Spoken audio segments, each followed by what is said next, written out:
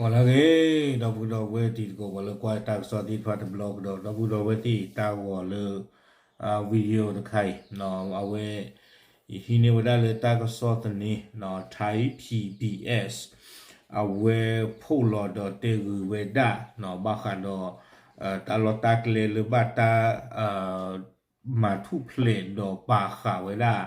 kwa le ba taมาทุกเพลทออกติดพันนี่เนาะตอนนี้ยาก่อนนี่นะเวก็ปรับพลาดธรรมดาตลอดตากเล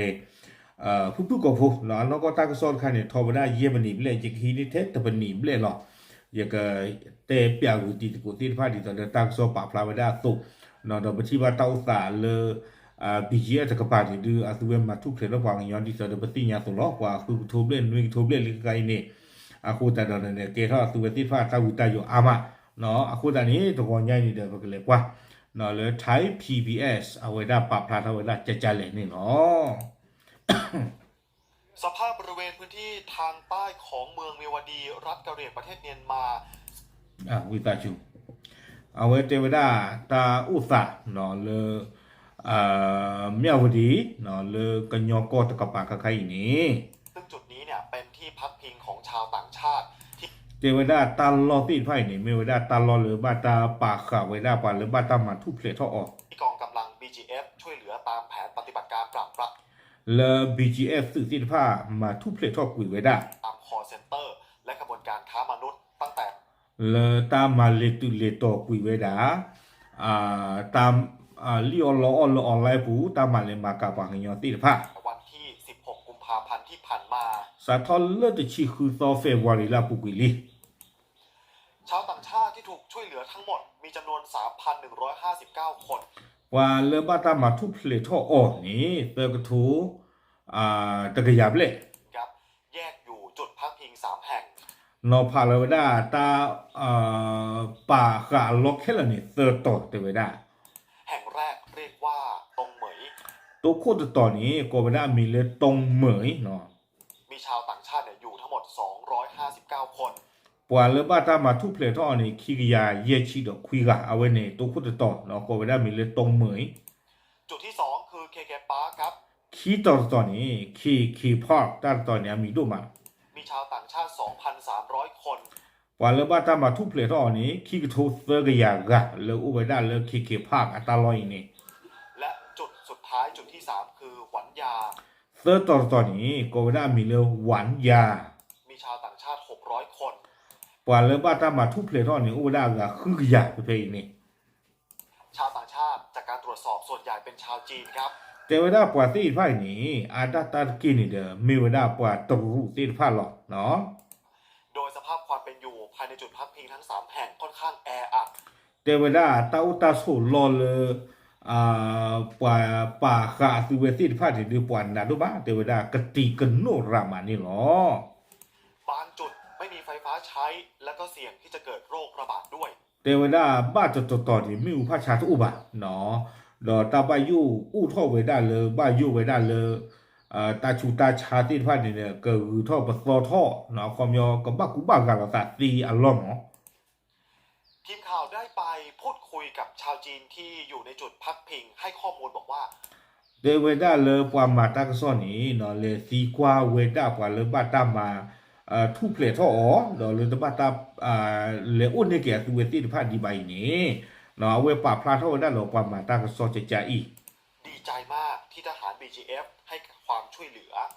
แต่เวด้าละตัวตีพันนี่สักคือตัวมาเลย BGF เลยมาทุเพลท่อตัวตีพันนี่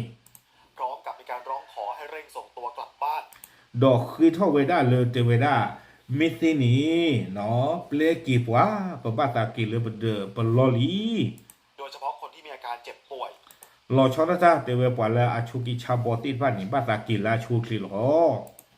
ขณะเดียวกันในอาคารดังกล่าวก็ยังพบชาวต่างชาติบางส่วนพักผ่อนอยู่ด้วยนะครับแต่เวด้าเลตาปาขาลอนี่เด้อเล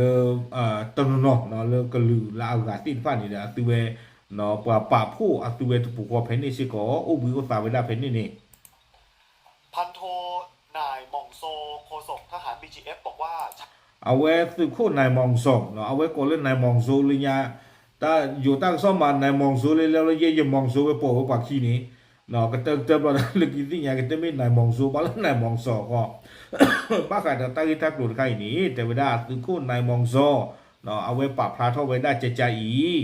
ชาวต่างชาติที่ BGF ดูแลอยู่ตอนนี้มีทั้งหมด 7,141 คน แต่เวลาใครนี้เนาะปานนุยกโถตะกยาลุยชีตะกาลีเลยประมาณทุกเพลทเท่านี้เอาไว้ในตัวคู่นายมองซอเอาไว้ไม่ไว้ได้ BGF ปากตัวตาเปอร์เนาะเลยทำให้ต้องยุติปฏิบัติการช่วยเหลือไว้ก่อน อาโคตตาตอนนี้แต่เวลาปานนอกีนุยกโถตะกยาลุยชีตะกาอีนี้ปานนอกีอามาอาโคนี้แต่เวลาเลยปากปตุโชเนาะตามมาทุกเพลมาเจอกุยปาติไพ่แต่โจตลอดนี่เนาะเพราะว่าที่ช่วยเหลือมาตอนนี้ 7,000 กว่าคนก็ถือว่าเยอะแล้วใครเนี่ยตาตัวเลตบาตาเฮอุนเนเกียตัวติดพาดีบาลปานนุยกโถเลลีนอกีพาอาลีแต่เวลาและเข้ามาอยู่ในศูนย์พักพิง 3 จุดก็ค่อนข้างแออัดนะครับอาโคตตาตอนนี้เนาะบาตาดูอ้ตัวติดพาเลตาลอเตอร์ตอนนี้เด้อกติกนูรามาลอใครนี่บอกว่าไม่สามารถแบกรับภาระไปได้มากกว่านี้แล้วอาโคตตานี้แต่เวลาเนาะปากฮิมูดาเลปากอีถวยกว่าถวยปาติไพ่นี้แต่นี่ละบ้าประมาณตะเกละบ้ามอไอ้เนาะแต่เวลาเลแต่เลจูแต่เลข้อลีจนกว่าทางการไทยและประเทศต้นทางจะมารับทั้งหมดกลับไปปกูขอตุเลเอาไว้ได้อยู่ดออัตุเวติผ้าเทียโกเฮอุนเนกิอัตุเวติผ้าเมวิมาเตเวจึงจะมีการเริ่มดำเนินการปราบปรามที่เหลือใหม่อีกครั้งหนึ่งปเมบ้าสาท่อกระโดดนี่เด้อปกสาท่อมาเจอกระดาษตบโลกระโดดนี่หรอตาก็ซ้อนนี่อย่าคิดเนี่ยตุเพนี่หรออะโคตาตอนนี้เด้อเลเอาไว้ตาก็ซ้อปูนี่เนาะปรับพาไว้ได้เนาะแล้วกว่ามาตาก็ซ้อนนี่เลยตีกว่าไว้ได้กว่าแล้วบ้าตามมาเจอ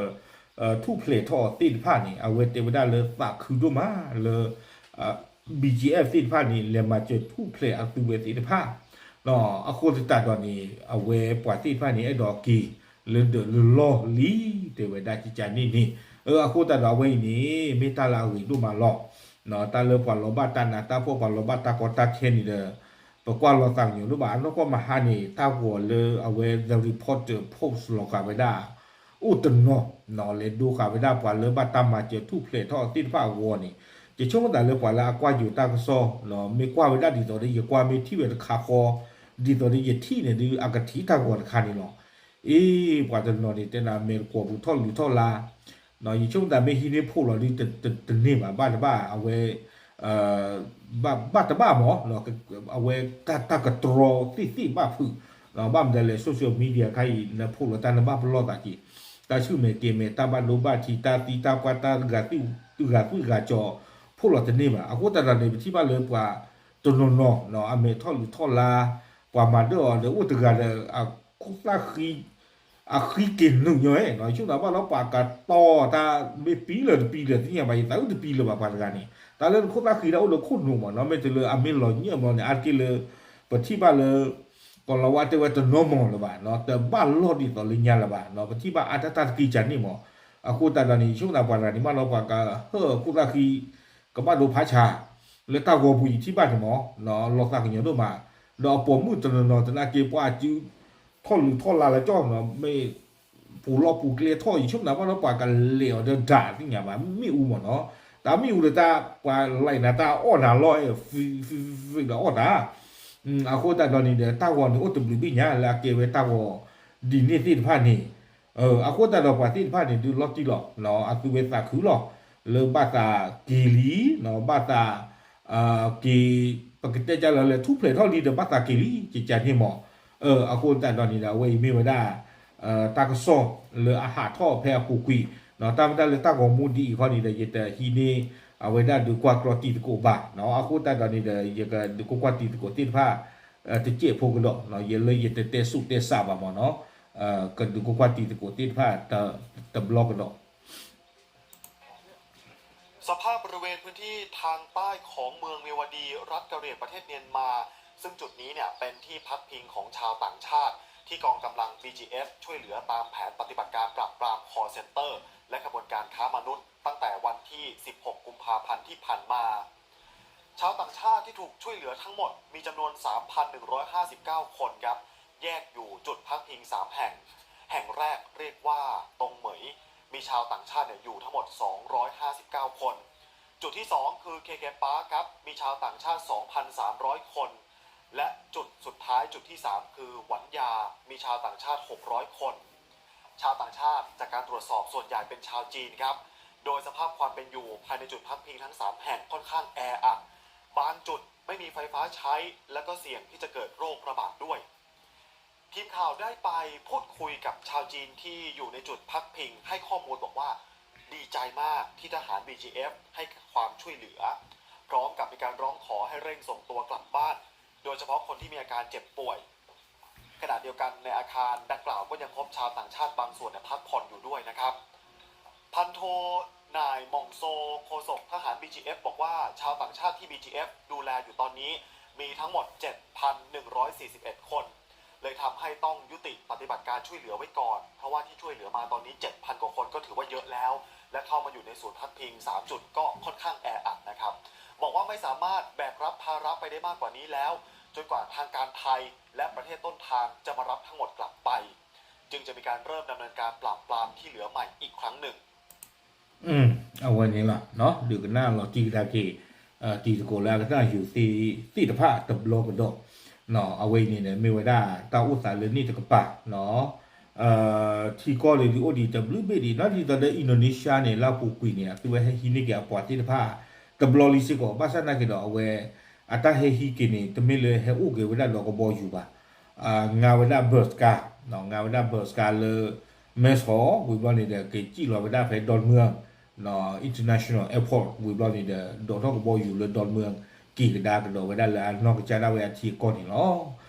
เอาไว้นี่เดไม่ได้ก็ขี้เบ็ดดีหรอเลยเป็นสิ่งเนี่ยเนาะมันเป็นแอฟริกาตะกปานี่อยู่ข้างใต้ดอนลูกดอนเธอกี่บ้านนอกกันดีว่าตาปดูเตเซกโลฮินิกิว่าได้ดีบ่าว่าที่ฝ่ายนี่ดูเกราตาวิตาโยผาดูหรอแล้วที่ตอนนี้เย็นดูอารมณ์เปกูตีกูที่ฝ่ายเป็นมหาตนีนี่หรอแต่นี่เนี่ยแผ่นนี่เย็นดูกว่าคือโทเยี่ยงอย่างหรอเลย BGF บ้ากว่าช่วยไม่ได้นี่คือโทเยี่ยงอย่างนี่แต่นี่เนี่ยบ้านหล่อตาออกไปนี่เอาไว้ได้แต่ก็กล้วยเปล่นี่เนาะแต่ตาออกไปแต่ที่เปล่นี่แต่ก็กล้วยนุ้ยก็ลาคีเมอร์ดอกเย่ปอลีเทแต่นี่หรอนี่เนาะเอาโคตรดอกอีกาตาอาทอกดอกกะเยี่ยงอย่างเปล่เราดูบ้าอีถวยกว่าถวยได้ตาเบ้าหนาหรอเนาะโอเคเอาไว้ไม่ว่าได้เนาะตาคุตาเวเลยเอาไว้ไทย PBS อัตราสอบปะพลาดเข้าไปได้แต่เจ็บผู้บ้ากันเลยตาอุตะเลยเอาไว้ได้ประมาณทุกเพลทอกวีปวดเลยบัตตาลีออนล้อติดผ่านนี่หรอปะพลาดดูสิญาติก็เทๆหรอตามเลย